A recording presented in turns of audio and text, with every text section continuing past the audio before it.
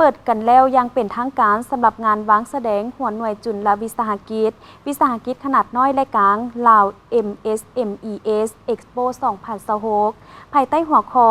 ต้องโศกสิกรรมปรุงแต่งและการท่องเที่ยวติดพันกับธรรมชาติอย่างทั่วถึงซึ่งได้รวบรวมเอาผลิตภัณฑ์ที่หลากหลายมาวางแสดงรวม250ห้านพิธีจัดขึ้นในวันที่25 กุมภาพันธ์ 2026 ที่ศูนย์การค้าลาวไอเตกนครหลวงจันทร์โดยการเข้าร่วมของท่านเฉลิมไซกรมศิษย์รองนายกรัฐมนตรีมีท่านรัฐมนตรีกระทรวงอุตสาหกรรมและการค้าประธานศูนย์กลางสหพันธ์แม่หญิงลาวเลขาคณะบริหารงานศูนย์กลางสาวหนุ่มประชาชนปฏิบัติลาวบรรดาท่านทูตานุทูตต่างหน้าองค์การจัดตั้งสากลผู้ต่างหน้าธนาคารโลกประธานสภาการค้าและอุตสาหกรรมแห่งชาติลาวบรรดาสมาคมธุรกิจผู้ประกอบการในขอบเขตทั่วประเทศเข้าร่วมการจัดงานในครั้งนี้เพื่อเต้าโฮมหัวหน่วยจุลวิสาหกิจในทั่วประเทศมานำเสนอและโฆษณาผ่านงานวางแสดงใหญ่ระดับชาติออกสู่สายตาสังคมและสื่อมวลชนในวงกว้างส่งเสริมผู้ผลิตผู้บริการและเพิ่มโอกาสการเข้าถึงตลาดเปิดช่องทางการพัฒนาและร่วมมือทางธุรกิจยัดแยงการลงทุนและการค้า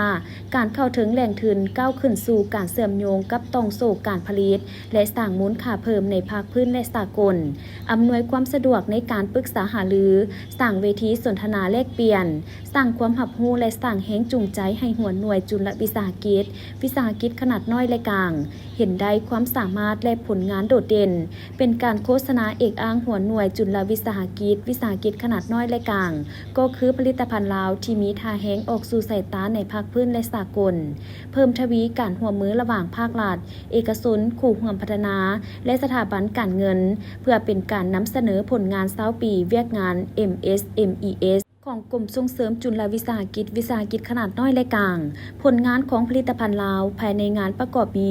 250ห้องวางแสดง20 ปีเวียกงานจุลวิสาหกิจขนาดน้อยและกลางห้องวางแสดงเวียกงานศูนย์กลางสาวหนุ่มหัวหน่วยจุลวิสาหกิจขนาดน้อยและกลางบรรดาแขวงนครหลวงสมาคมนักธุรกิจหนุ่มต่างหน้าหัวหน่วยจุลวิสาหกิจขนาดน้อยและกลางประเทศเวียดนามจีนและไทยหัวหน่วยจุลวิสาหกิจจากสมาคมส่งเสริม SME ลาวหัวหน่วยจุลวิสาหกิจจากสมาคมส่งเสริมผลิตภัณฑ์ลาวหัวหน่วยจุลวิสาหกิจจากสภาการค้าและอุตสาหกรรมแห่งชาติลาวธนาคารและสถาบันการเงินจุลภาคและบูธผู้ให้การสนับสนุนงาน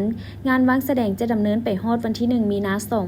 2026ตลอดระยะการจัดงานจะมีการจัดสัมมนาและกิจกรรมต่างๆอย่างมวลซืนไปเคียงคู่กับนโยบายลดแลกแจกแถมก็คือราคาที่เป็นมิตรต่อผู้ซื้อทุกท่าน